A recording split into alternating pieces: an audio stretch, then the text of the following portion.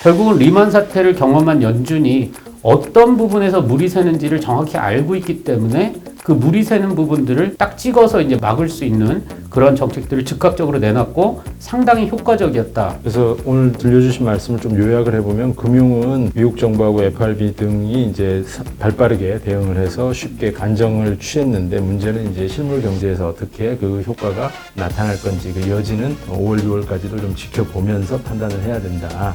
W자를 간다 하더라도 오른쪽이 높은 W냐 아니면 또 지난번 저점만큼 내려가는 W냐 이렇게 볼 때는 단기 급등에 대한 부담 때문에 좀 쉬었다가 다시 올라가는 그런 패턴이 아닐까 생각이 듭니다.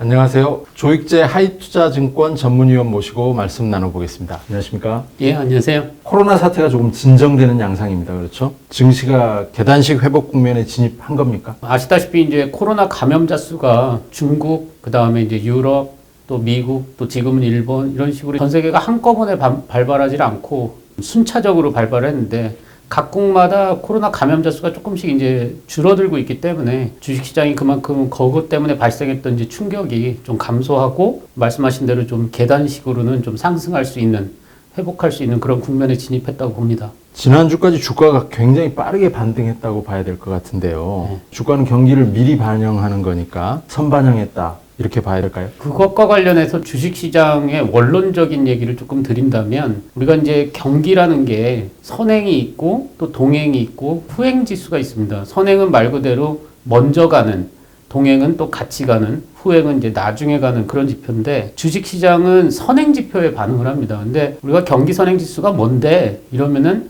가장 대표적인 게 통화증가율입니다.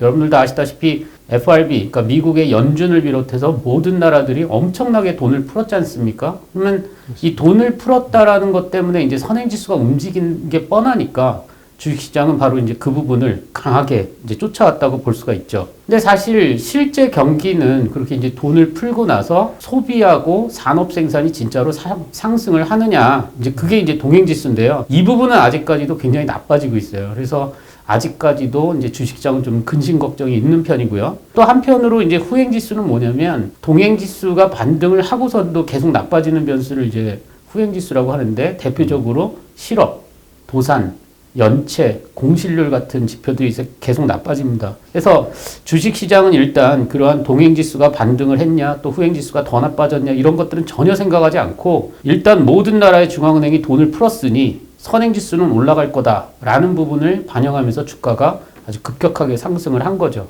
말씀하신 대로 정말 각국 정부가 발빠르게 대응을 해서 돈을 엄청나게 풀었지 않습니까? 특히 이제 미국 정부하고 FRB가 강력한 대응책을 내놨는데요. 그게 이제 결국은 금융시장을 안정시키는데 효과를 발휘했다 이렇게 봐야 될 것 같은데 어떠십니까? 방금 전에 이제 드린 말씀하고 이제 연관을 줘서 말씀을 드리면 연준은 결국 이 코로나가 미국 시장에서 이제 계속 감염자 수가 늘어나면 미국의 소비 활동 또 산업 생산 활동이 무너질 것이 뻔하다 이렇게 이제 생각을 했을 것이고 또 그것이 이제 무너지면은 엄청난 이제 실업과 도산 이런 것들이 발생할 게 너무나 이제 당연하니까 그것을 미리 내다보면서 결국 그런 것들이 발생하지 않게끔 굉장히 많은 이제 돈을 풀었고 잘 아시다시피 이제 제로 금리에 또 양적 완화에 또 하일드 뭐 CP 이런 모든 위험 자산들을 다 사들일 만큼 아주 강력한 이제 정책들을 펼쳤기 때문에 사실 이제 연준이 이 리만 사태 때 겪었던 경험이 굉장히 중요한 것 같습니다. 왜냐면 리만 사태는 잘 아시다시피 이제 2007년 여름에 처음 시작이 됐고 실제로는 2008년 10월 달에 이제 소위 말하는 리만 브라더스라는 회사가 망하면서 이제 발생을 했지 않습니까? 근데 당시에 연준이 지금의 정책을 동원하는 데 있어서 3개월에서 6개월 정도 소요가 됐습니다. 그러니까 CP를 매입하는 거 하나만 결정하는 것만 놓고 봐도 한 3개월 정도가 소요가 됐는데 이번에는 뭐 아시다시피 그냥 즉각적으로 대응을 할 정도로 그러니까 결국은 리만 사태를 경험한 연준이 어떤 부분에서 물이 새는지를 정확히 알고 있기 때문에 그 물이 새는 부분들을 딱 찍어서 이제 막을 수 있는 그런 정책들을 즉각적으로 내놨고 상당히 효과적이었다. 이렇게 이제 평가가 됩니다. 리먼 사태 때 그 경험을 가지고 학습 효과가 있어서 바로 그렇죠. 신속하게 대응할 수 있었다 이런 말씀이시죠. 네, 아까 경기 선행지수, 동행지수, 후행지수 설명을 해주셨는데 저희 시청자들을 위해서 조금 더 설명을 해주셨으면 좋겠는데 저희들이 지금 보고 있는 그래프를 가지고 한번 말씀을 해주시면 더 좋을 것 같습니다.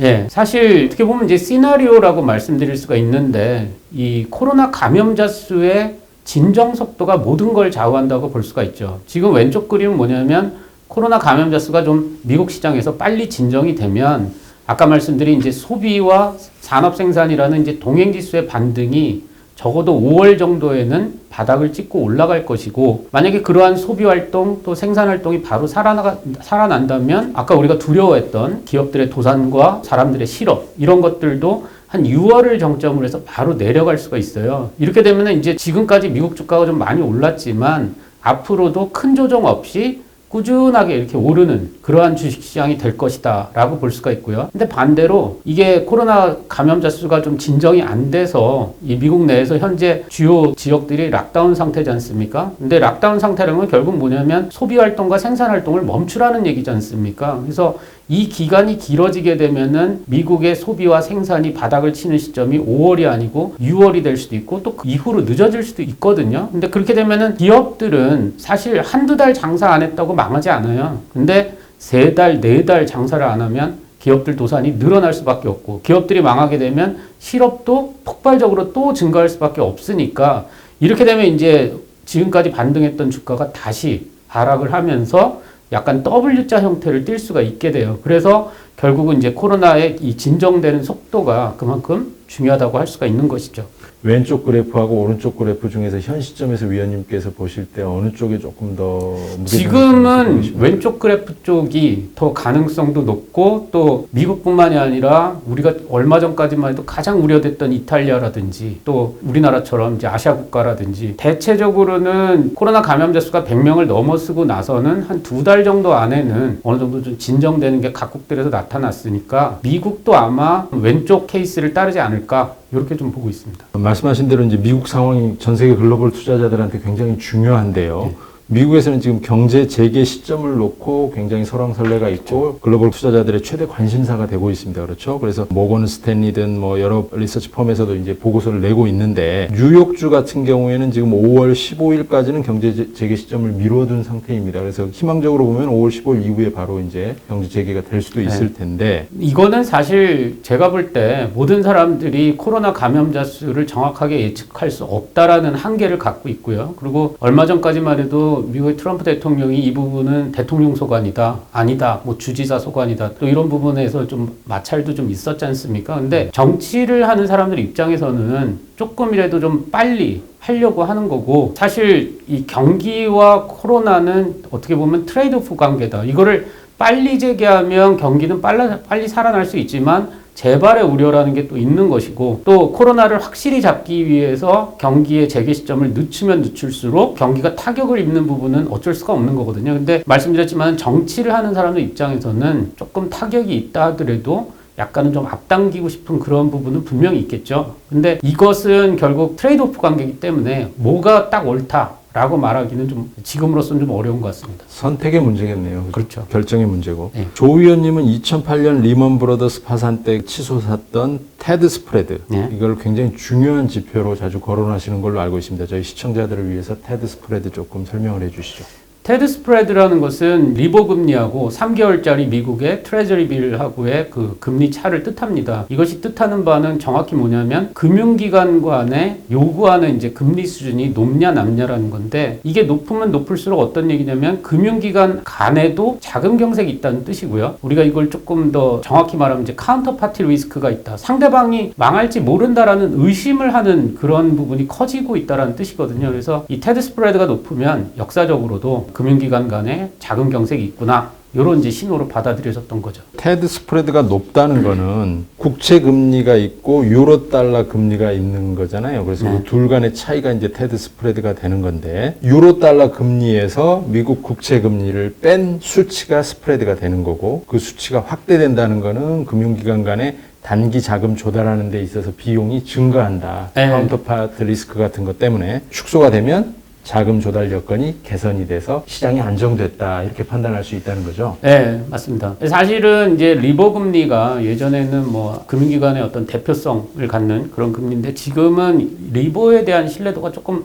낮아지다 보니까 테드 스프레드에 대한 부분도 그만큼 이제 어떤 신뢰도가 조금은 낮아진 상태이긴 합니다. 근데 리만 사태 당시만 해도 그 지표상으로 볼 때는 테드 스프레드 그리고 방금 말씀하신 그런 유로달러 OIS 스프레드 이런 것들이 굉장히 중요한 역할을 했죠. 그러면 그 리먼 사태 때는 테드 스프레드가 치솟아서 사람들이 다 그걸 지표로 삼아서 확인을 할 수 있었는데 이번 코로나 사태에서는 테드 스프레드 움직임은 어땠었습니까? 방금 말씀드렸지만은 이 리보 금리에 대한 이런 것들이 신뢰도가 조금 낮아진 상태이기 때문에 이 부분도 중요하지만 특히나 이제 파이낸셜 크라이시스 지표들이 최근에 이제 개발된 지표들이 굉장히 많거든요. 그래서 그런 부분들이 상당히 중요하고요. 그리고 제가 준비한 자료가 있습니다. 네. 그 그림을 한번 보면서 설명을 드릴게요. 예. 리만 사태 당시에 2007년 여름에 굉장히 조그마한 컨트리와이드라는 회사가 부도가 났을 때 처음으로 테드 스프레드가 엄청 튀었어요. 근데 2007년 여름만 해도 미국 경기뿐만이 아니라 전 세계 경기가 굉장히 좋았을 때입니다. 이 중국 경기가 워낙 호황이었고 그것 때문에 이제 경기가 좋았는데 이게 처음에 튈 때만 해도 뭐 그렇게 걱정을 안 했어요. 근데 나중에 이제 모노라인 또 베어스턴스, 패니메, 프레디메 그러고 나서 이제 리만이 터졌는데 리만이 터진 게 2008년 10월이니까 약 1년 이상의 굉장히 반복적인 그런 테드 스프레드 급등이 있었다라는 부분 말씀드리는 거죠. 근데 여기 그 바로 아래 보면은 이제 EMBI 스프레드가 있는데 이 테드 스프레드가 튀었다는 건 모든 위험 자산을 회피하는 신호예요. 그러다 보니까 이머징 마켓 자산을 당연히 회피하지 않겠습니까? 그래서 EMBI 스프레드가 그때마다 항상 같이 튀었고요. 또 그 당시에는 이제 달러가 당연히 이제 모든 국가에서 부족하다라는 신호가 잡힙니다. 그거를 이제 스왑 베이시스로 볼 수가 있는데 아까도 제가 말씀드렸지만은 FRB가 그러니까 미국 연준이 리만 사태를 경험했다는 게 굉장히 중요한 게 뭐냐면 당시에는 이렇게 달러 쇼티지가 발생하는데도 통화 수합 체결을 안 했어요.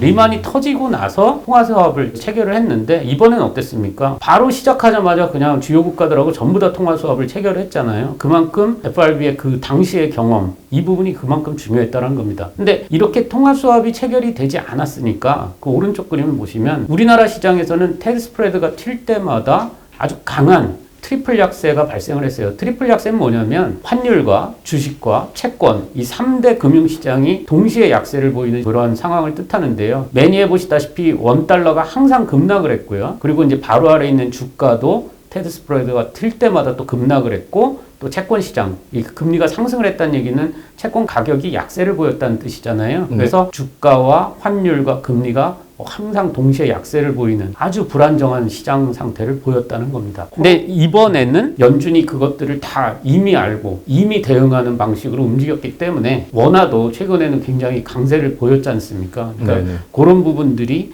FRB가 이번에 시장을 안정시킨 게 굉장히 효과적이었다. 이렇게 말할 수가 있는 근거죠. 그렇다면 이 부분만 놓고 보면은 리먼 때보다 훨씬 신속하고 빠르게 핵심을 건드려서 대응책을 내놨기 때문에 그렇죠. 이번 충격이 리먼 때보다 훨씬 단기에 끝날 수도 있다. 뭐 이렇게 맞습니다. 해석도 할 수 있겠군요. 예. 근데 이제 코로나가 정점을 찍더라도 금융시장은 그렇게 안정이 되더라도 실물이 문제일 텐데요. 경제 재개가 전방위적으로 쉽게 이루어지기는 어려울 것 같은데 어떤 점을 유념해서 봐야 될까요? 그러니까 사실 아까 제가 다시 선행, 동행, 후행의 관계를 말씀드리면 코로나가 진정이 좀 말씀하신 대로 조금 늦어지면 늦어질수록 미국 내에서도 혹은 또 전 세계적으로도 소비 활동 또 생산 활동이 이제 늦어질 가능성이 높고 그렇게 되면은 기업들의 도산이 가장 문제가 됩니다. 이게 도산을 막기 위해서 엄청난 돈을 풀었고 제로금리의 양적 완화 그야말로 진짜 유동성의 잔치를 벌려놨는데도 이 부분이 못 막을 수도 있는 상황이 나타날 수 있거든요. 그리고 지금 미국이 평균적으로 한 500만 명의 실업자가 일주일 단위로 계속 발생을 하고 있지 않습니까? 네, 맞습니다. 근데 그런 것들이 빨리 진정이 되지 못하고 계속된다면 대출에 대한 어떤 연체율이라든지 이런 게 나중에 가면 부채의 질을 악화시키게 됩니다. 그래서 연준이 아무리 돈을 풀었다 하더라도 부채의 질이 나빠지게 되면 금융기관들의 손실이 계속되기 때문에 주식시장이 다시 한번 깔아앉을 수 있는 가능성은 당연히 생길 수 있는 것이죠. 그래서 그런 지표들이 어떨 거냐 하는 거를 우리가 주목해야 될 게 바로 5월, 6월의 상황이라고 정리를 할 수가 있습니다. 그래서 오늘 들려주신 말씀을 좀 요약을 해보면 금융은 미국 정부하고 FRB 등이 이제 발빠르게 대응을 해서 쉽게 안정을 취했는데 문제는 이제 실물 경제에서 어떻게 그 효과가 나타날 건지 그 여지는 5월, 6월까지도 좀 지켜보면서 판단을 해야 된다. 이런 말씀이지만 그 두 가지를 종합해서 이제 시장 상황, 증시 방향만 놓고 본다면 아까 왼쪽 그래프, 오른쪽 그래프에서 것처럼 빠르게 반등 내지는 회복할 수 있는 그러니까 지금의 반등 속도가 워낙 빨랐기 때문에 네. 사람들이 이제 조금 반등보다는 조금 더 내려갈 수 있는 시간이 된 거 아닌가 이런 의심들이 많아요. 근데 저도 그 부분에 대해서는 당연히 의심을 하고 있고, 근데 이게 W자를 간다 하더라도 오른쪽이 높은 W냐 아니면 또 지난번 저점만큼 내려가는 W냐 이렇게 볼 때는 지난번 저점까지는 내려갈 가능성이 적다. 오히려 단기 급등에 대한 부담 때문에 좀 쉬었다가 다시 올라가는 그런 패턴이 아닐까 생각이 듭니다. 지금까지 하이투자증권 조익재 전문위원님 모시고 말씀 나눴습니다. 감사합니다. 네.